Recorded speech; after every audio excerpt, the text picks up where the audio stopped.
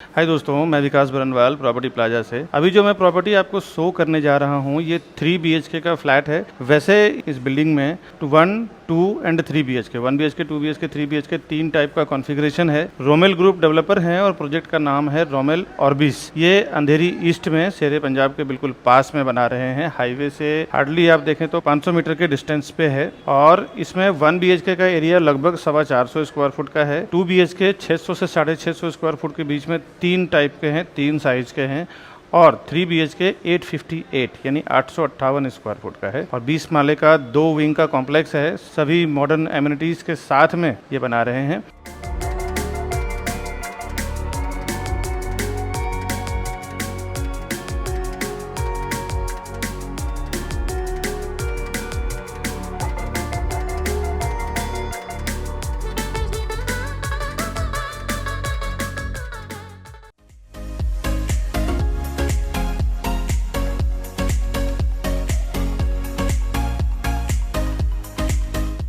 तो अभी जो मैं आपको दिखाने जा रहा हूँ ये 3 BHK का फ्लैट दिखा रहा हूँ 858। थोड़ा आपको कंस्ट्रक्शन क्वालिटी और इनका काम करने का तरीका, कितना फिनिशिंग के साथ काम करते हैं, वो सब थोड़ा आपको समझ में आ जाए। उसके बाद और डिटेल जानने के लिए आप हमें फ़ोन करें। फिलहाल हम देखते हैं इनका 3 BHK किस टाइप का है। यहाँ से इसका फ्लैट स्टार्ट होता है और 858 स्क्वायर फुट का इसका फ्लैट है।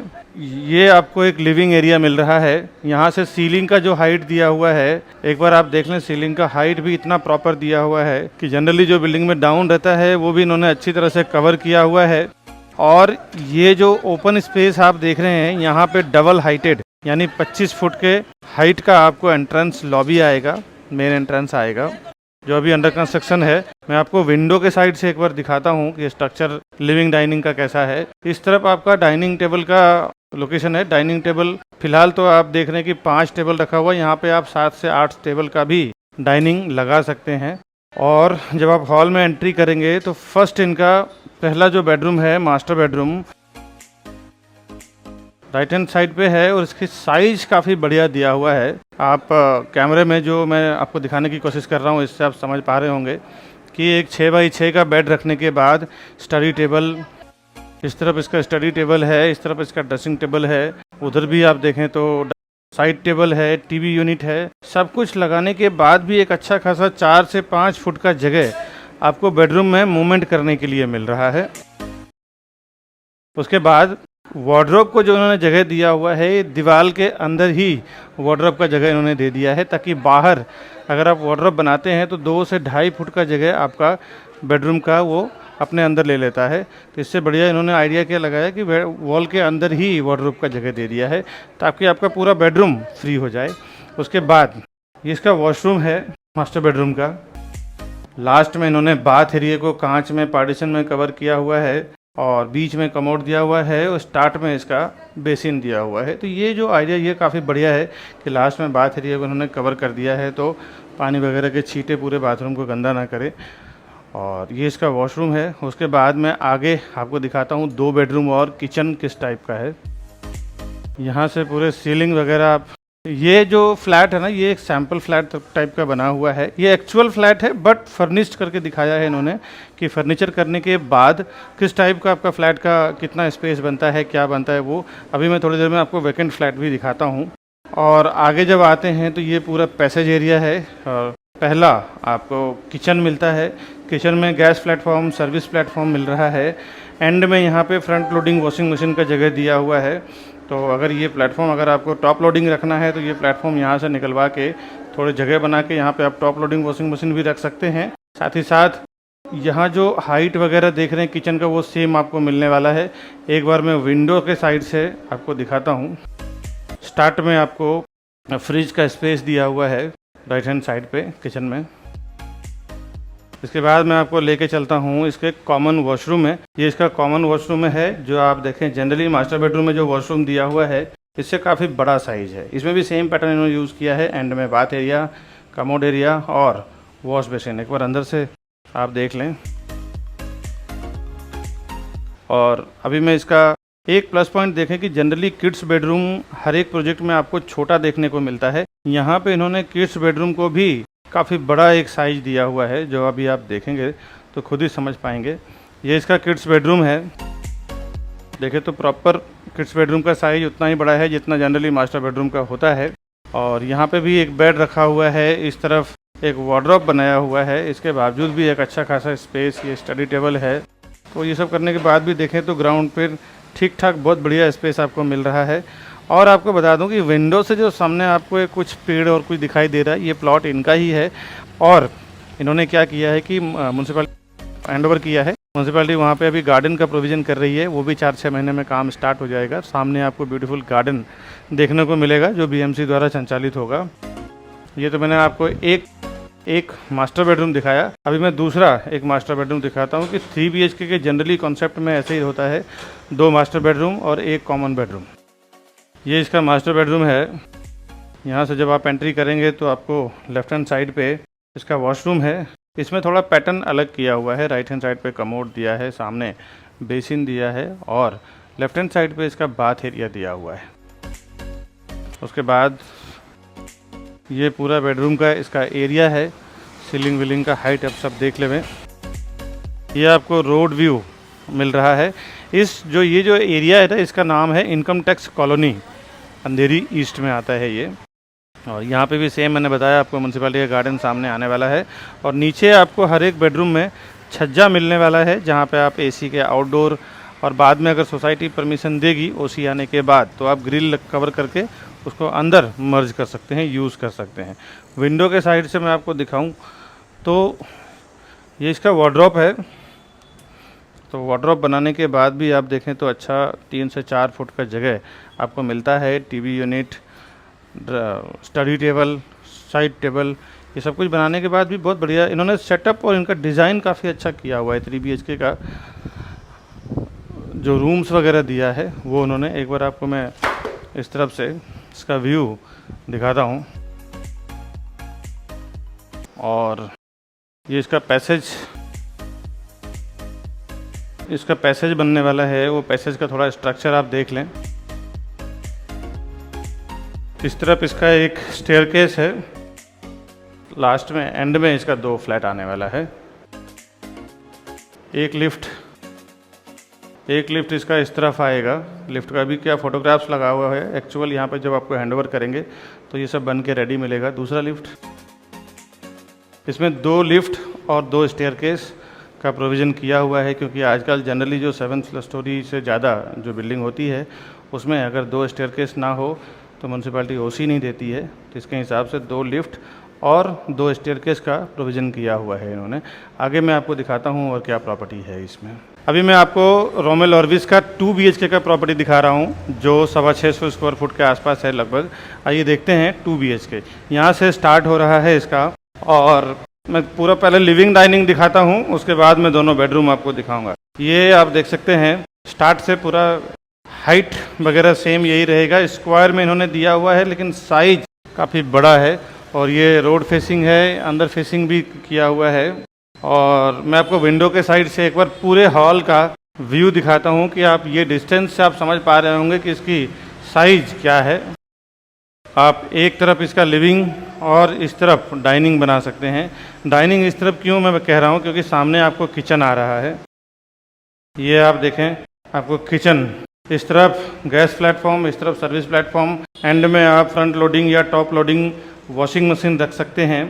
तो साइज काफ़ी बढ़िया इन्होंने दिया हुआ है। विंडो के साइड से अगर आप देखें तो यहाँ पे आपको फ्रिज का स्पेस मिलता है स्टार्ट में।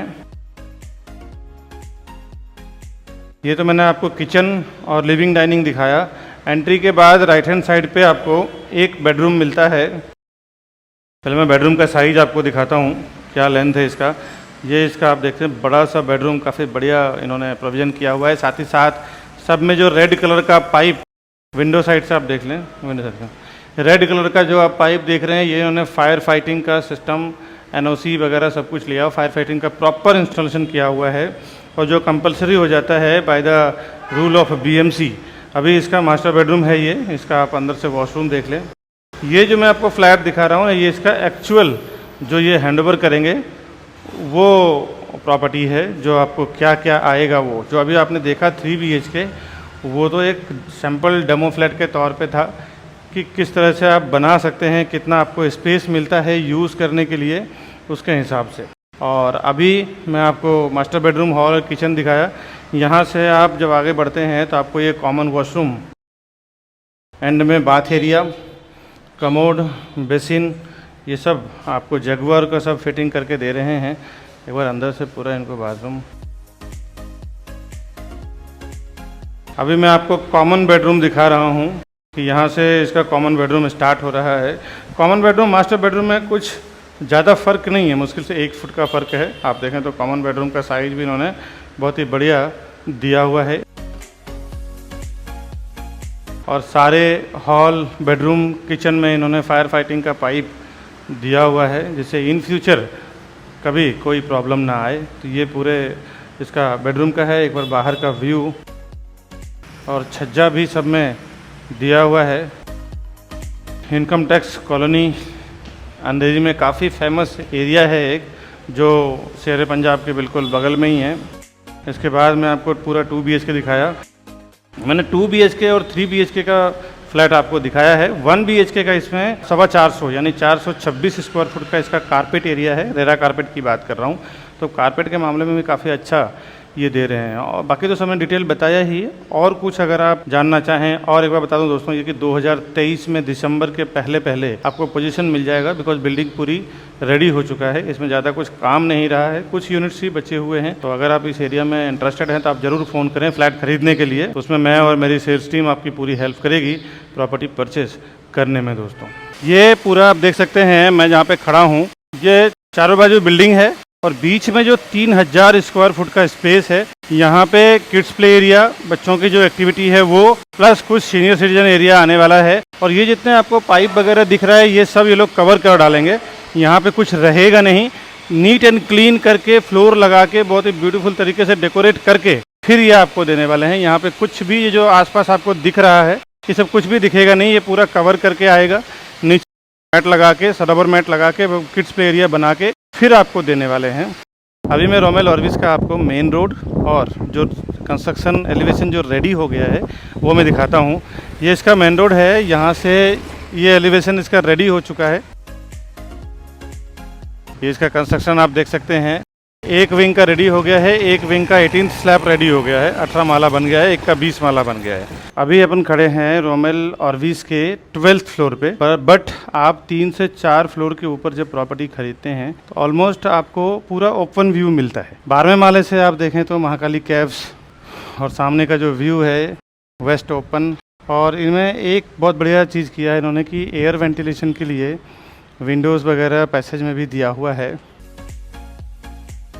तो ये एक अच्छा प्रोविज़न इन्होंने कर रखा है।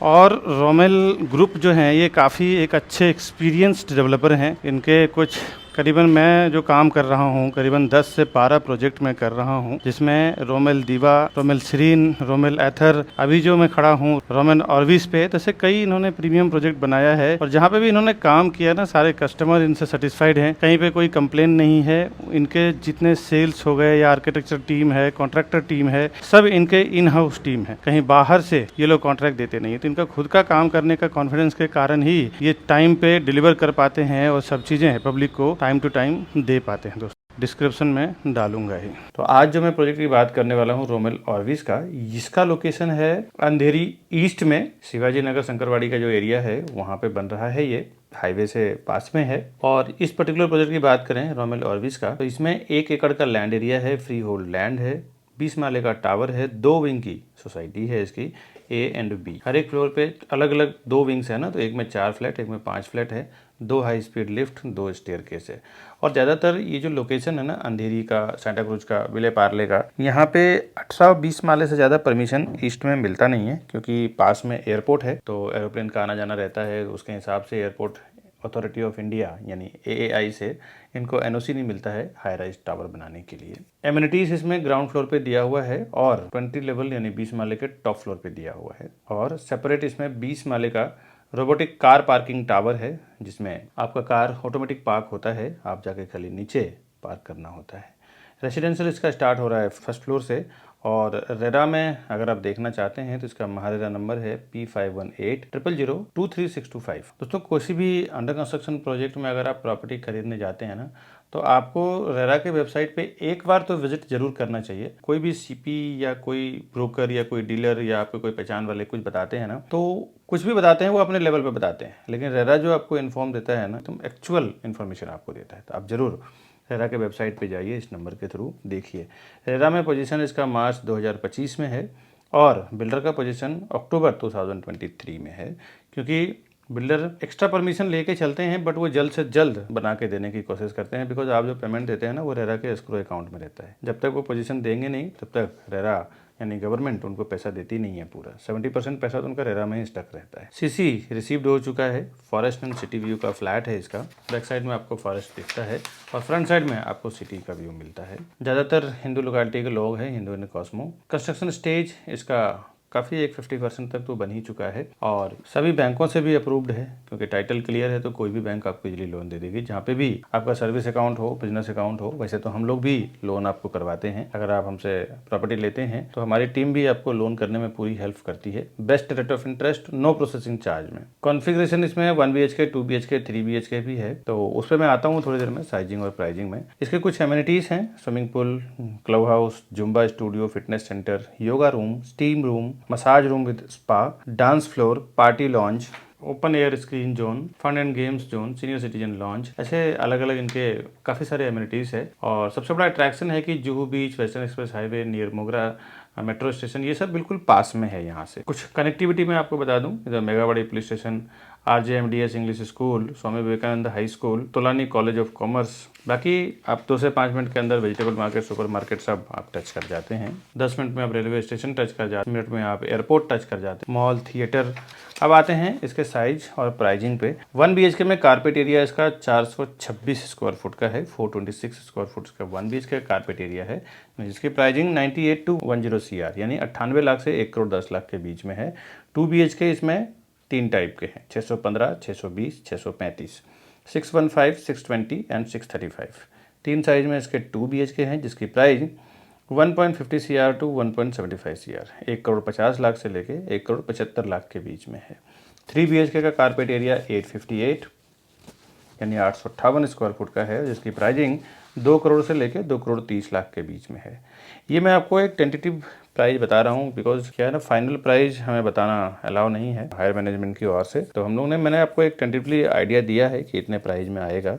एक्स्ट्रा पार्किंग अगर आप लेना चाहें तो पार्किंग का प्राइस इसका 10 से 15 लाख के बीच में है और ऑटोमेटिक पार्किंग भी इसमें 9 लाख के आसपास है।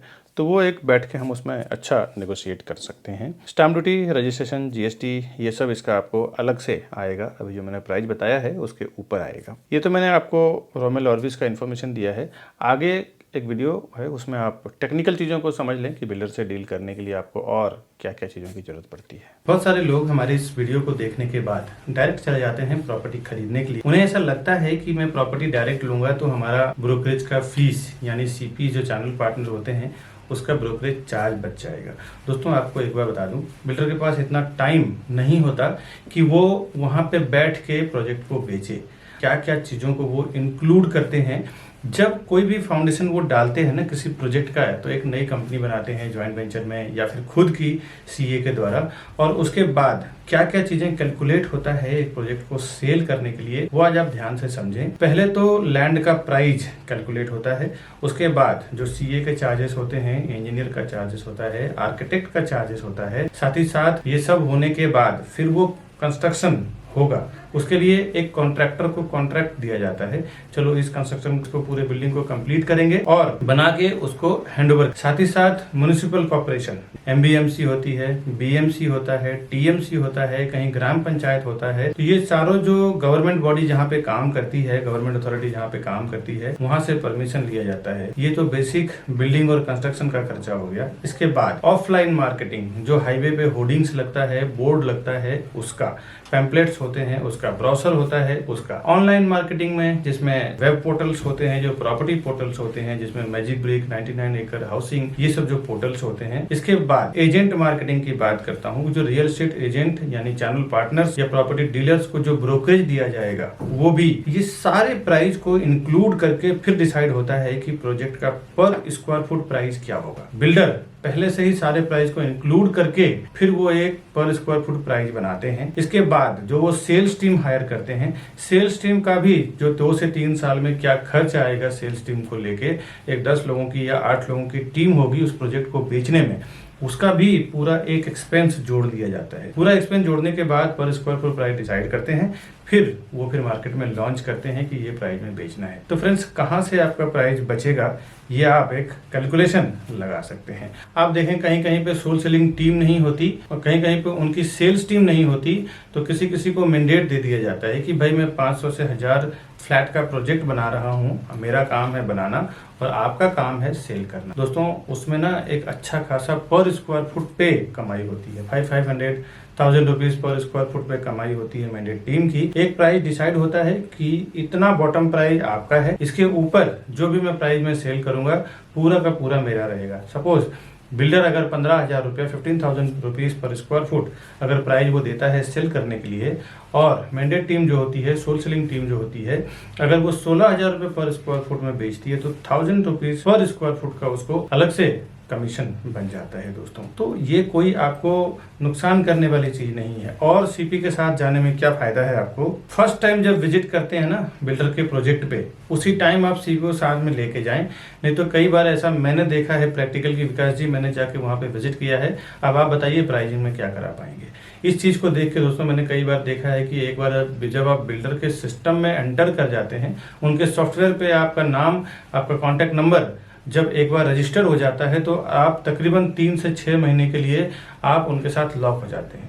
उसके बाद जब क्लाइंट हमारे पास आते हैं, बायर हमारे पास आते हैं कि हमारा प्राइस का क्या होगा, डॉक्यूमेंटेशन का क्या होगा, उसके बाद हम कुछ नहीं कर सकते, क्योंकि डेवलपर का ये कहना है कि ये हमारे डायरेक्ट कस्टमर है, इसमें आप इंटरफेयर ना करें। आप इंटरफेयर करेंगे तो फिर कुछ मतलब नहीं है, आपको हम कंसिडर ही नहीं करेंगे, आपको हम काउंट ही नहीं करेंगे। तो कभी भी फर्स्ट टाइम जब आप बिल्डर के प्रोजेक्ट पे जाते हैं तो उसी टाइम आप अपने सीपी को साथ में लेके जाएं, जिसको भी उस प्रोजेक्ट के रिलेटेड नॉलेज है। अभी मैं जो भी मार्केटिंग कर रहा हूं ना अपने चैनल पे, इस सारे प्रोजेक्ट का आप देखें तो डॉक्यूमेंटेशन, डिटेल सब कुछ हमें पता होता है, तब जाके हम उस प्रोजेक्ट का प्रमोट करते हैं अपने चैनल पे ऑनलाइन या फिर कोई भी वे से। प्रोजेक्ट का क्या डिमांड है, क्या सप्लाई है, उसका भी नॉलेज आपको नहीं है। रेरा के क्या नॉर्म्स लिखे हुए हैं, कमेंसमेंट सर्टिफिकेट क्या है, कब उसका ओसी आने वाला है, क्या उसका बिल्डिंग कंप्लीशन सर्टिफिकेट रहेगा, लीगल नॉर्म्स भी आपको पता नहीं होता है। उस एरिया में जो सीपी काम कर रहा है, चैनल पार्टनर काम कर रहा है, उसको पूरा ओवरऑल इन एंड आउट उस प्रोजेक्ट रिलेटेड पता होता है। दोस्तों, कई बार हमने ऐसे बुकिंग करवाया है, देखा है कि जो डायरेक्ट कस्टमर गए हैं उन्होंने 15,700 में बुकिंग किया है, मैंने जो और मेरी टीम ने जो बुकिंग करवाया है 15,100-200 में बुकिंग कराया है। कहीं ना कहीं 600-700 रुपये का फर्क पड़ता है। 1000 से 2000 स्क्वायर फुट का अगर आप प्रॉपर्टी लेते हैं तो 700 के हिसाब से 1000 स्क्वायर फुट की प्रॉपर्टी की कीमत में आपको 7 लाख रुपए का फर्क पड़ता है। करीबन अगर जोड़ी फ्लैट आपने लिया तो 14 लाख रुपए चला जाता है।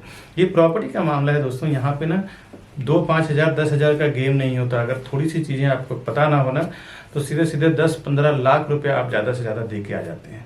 और वहाँ पे क्या डिस्काउंट चल रहा है, क्या स्कीम चल रहा है, क्या ऑफर चल रहा है। कई बार तो ये देखने को मिला है कि बिल्डर प्रोजेक्ट लॉन्च करते हैं, स्टैम्प ड्यूटी जो 6% 7% आज के मार्केट में चल रहा है वो डिस्काउंट होता है। कभी कभी रजिस्ट्रेशन चार्ज डिस्काउंट होता है, कभी कभी पीएलसी यानी प्रीफर लोकेशन चार्ज नहीं होता, कभी कभी फ्लोराइज नहीं होता, जो आपको पता नहीं होता है। बोर्ड पे लिखा होता है स्टैम्प ड्यूटी डिस्काउंट है, बट अब आप जाते हैं तो उससे ज़्यादा डिस्काउंट का टाइम खत्म हो चुका है। अभी आपको स्टैम्प ड्यूटी भरना पड़ेगा, स्टैम्प ड्यूटी पे करना पड़ेगा और उसके नाम पे फिर आपसे 5 से 10 लाख रुपए ज़्यादा ले लिया जाता है। ऐसे मैंने कई जगह एक्सपीरियंस किया है और बड़े बड़े ब्रांड का मैं आपको बता दूं डेवलपर हैं जिन्होंने ये काम किया है।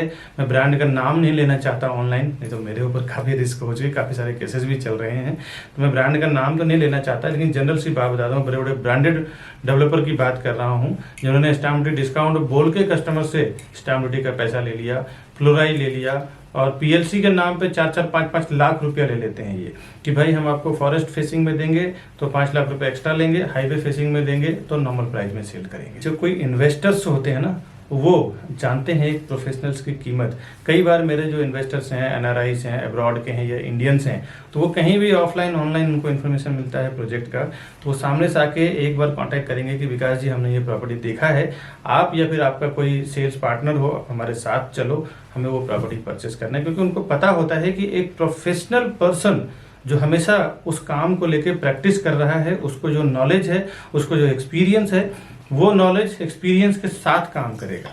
तो आपका काम रोज का प्रॉपर्टी सेल करना नहीं है। आप 10 साल 20 साल 30 साल में जो लोग प्रॉपर्टी खरीदते हैं ना, वही डायरेक्ट जाते हैं, कभी सीपी को छोड़ देते हैं, तो कभी जो उनको रास्ता बताते हैं चैनल पार्टनर या ब्रोकर, उनको छोड़ देते हैं और डायरेक्ट चले जाते हैं कि मेरा ब्रोकरेज बच जाएगा।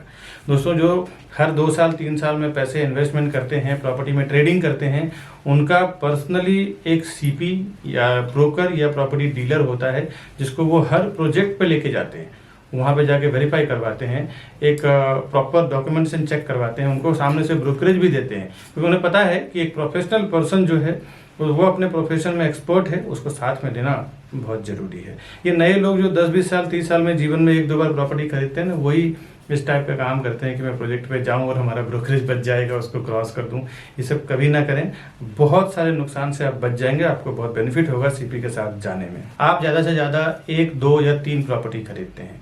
हम लोग बिल्डर के साथ बल्क में साइन करते हैं, हम लोग 100-200 प्रॉपर्टी बेचेंगे। आप बिल्डर को 2 या 3 करोड़ 5 करोड़ का ट्रांजेक्शन कराएंगे, हम लोग 100-100 200 करोड़ 300 करोड़ दिलवाते हैं।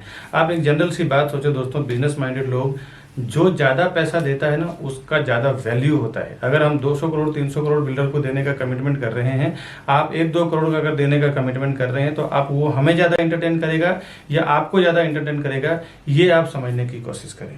हम जाते हैं प्राइजिंग में, सीधे जो वो प्राइस बोलते हैं उसमें 1000 रुपीज़ 500 रुपये पर स्क्वायर फुट डाउन कर देते हैं कि भाई हम आपको इतना माल बेच के देंगे, इतना प्रॉपर्टी बेच के देंगे, इतना हम टर्नओवर करवाएंगे आपका। बिल्डर भी समझता है कि हाँ, ये करवा सकता है, इनके पास इतनी कैपेसिटी है, मार्केटिंग है।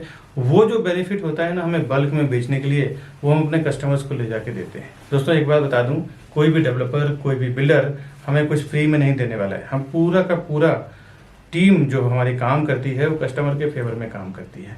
कस्टमर को भी प्राइस कम करवा के देंगे, सर्विस भी देंगे, डॉक्यूमेंटेशन भी चेक करेंगे, साथ ही साथ डेवलपर से जो हमें फीस मिलता है as a brokerage, as a CP channel partner का फीस मिलता है, वो अलग। तो ये दोनों लेवल पे आपको बेनिफिट हो जाता है। एक, आपके साथ एक सर्विस देने वाला पर्सन होता है। दूसरा, आप देखें तो डेवलपर को भी एक मोटा पैसा हमारी ओर से 1% उसको दिला देते हैं। वो अगर प्रोजेक्ट बेचने में 1 साल लगेगा, तो अगर हमारे जैसे पावरफुल एजेंट्स जो होते हैं, जो 100-200 300 प्रॉपर्टी बेचते हैं, जनरली उनको 6 महीने में पूरा प्रॉपर्टी बेच के दे देते हैं, पूरी बिल्डिंग बेच के दे देते हैं। इसके लिए वो हमें ज़्यादा एंटरटेन करेंगे, हमारे से प्राइसिंग पे ज़्यादा नेगोशिएशन करते हैं। आपसे तो बेहतर ही रहेगा, 2-3 प्रॉपर्टी आप खरीदेंगे, हम लोग 100-200 300 प्रॉपर्टी सेल करेंगे। इसीलिए हम लोग हमेशा कस्टमर के फेवर में ही काम करते हैं, ताकि कस्टमर अगर प्रॉपर्टी लेगा तो ही हम लोग फिर ब्रोकरेज बिल्डर हमें देगा, या तो हम as a channel partner work करें, एज ए प्रॉपर्टी डीलर, या फिर प्रॉपर्टी कंसल्टेंट आप हैं तो हम हैं। कस्टमर के लिए ही हम लोग ज़्यादातर काम करते हैं, क्योंकि कस्टमर अगर प्रॉपर्टी का पैसा देगा तो ही ब्रोकरेज हमें मिलेगा, ब्रोकरेज फीस हमें मिलेगा। तो हमारा कमिटमेंट हमेशा ये रहता है कि बिल्डर को तो करना ही है, साथ ही साथ कस्टमर को ज़्यादा से ज़्यादा बेनिफिट कैसे मिल जाए, उससे हमें कई फ़ायदे होते हैं। एक, फ्यूचर रेफरेंस हमारे लिए बढ़ जाता है। वो अपने रिलेटिव दोस्त को जाके बोलते हैं कि आप प्रॉपर्टी प्लाजा और विकास बरनवाल जी के साथ में काम करो, या फिर उनके टीम के साथ में काम करो, आपको बेनिफिट होगा। Demand and supply, in future अगर आप एनआरआईज हैं या फिर आप केयर टेकिंग नहीं कर सकते हैं, तो उसमें भी हमारी पूरी टीम होती है, जो प्रॉपर्टी का केयर टेकिंग करना, बाद में रेंट आउट करना, या फिर रीसेल करना हो जब उसका प्राइस एक लेवल पे हाइप हो जाता है तो, या फिर नए प्रॉपर्टी में इन्वेस्टमेंट करना, उसके लिए कुछ एडवाइजिंग हो गया, या नया कोई अर्जेंट सेल प्रॉपर्टी आई तो वो एक नोटिफिकेशन देना, ये पूरी हमारी रिस्पॉन्सिबिलिटी होती है। हमारे कस्टमर को ज़्यादा से ज़्यादा बेनिफिट कैसे दिलाएं, ताकि वो फ्यूचर में हमारे लिए रेफर करे अपने रिलेटिव को, अपने दोस्त को, अपने आसपास में रहने वाले लोगों को। दोस्तों, सीपी के पास कई ऑप्शंस होते हैं, आपको पता नहीं होता कि एक लोकेशन में क्या क्या कौन सा प्रोजेक्ट चल रहा है, लेकिन बट एक चैनल पार्टनर के साथ काम करने में आपको प्रॉफिट क्या होता है, बेनिफिट क्या होता है, उसके पास कई ऑप्शंस होते हैं जो उसी प्रोजेक्ट से मिलता जुलता है। उसमें भी आपको हेल्प मिल जाता है कि क्या क्या कहाँ पे सर्वे करना है। दोस्तों, और भी आप हमारा चैनल को सब्सक्राइब करके रखें, बेल आइकन प्रेस करके रखें। ऐसा नए नए प्रोजेक्ट मुंबई के हर एक लोकेशन से लेके अपने चैनल पे डालता रहता हूँ। घर बैठे आप सारे प्रोजेक्ट का इन्फॉर्मेशन चाहते हैं तो आप हमारे चैनल को सब्सक्राइब करके रखें, बेल आइकन प्रेस करके रखें। इसका बेनिफिट ये होगा कि कभी मैं सस्ते में जो प्रॉपर्टी आती है, बैंक ऑक्शन की जो प्रॉपर्टी आती है, वो भी मैं अपने चैनल पे डालता हूँ, तो उसका भी नोटिफिकेशन आपको सबसे पहले मिल पाएगा। कभी कभी बैंक ऑक्शन की प्रॉपर्टी 30 से 40% डिस्काउंट पे मिलता है, तो वो भी प्रॉपर्टी मैं अपने चैनल पे डालता हूँ। हमारा चैनल सब्सक्राइब करने का बेनिफिट ये मिलेगा कि सबसे पहले आप उसमें इन्वेस्ट कर पाएंगे, उसका बेनिफिट ले पाएंगे। दोस्तों, आज की वीडियो में बस इतना ही। मिलता हूँ नेक्स्ट वीडियो में, तब तक के लिए नमस्कार।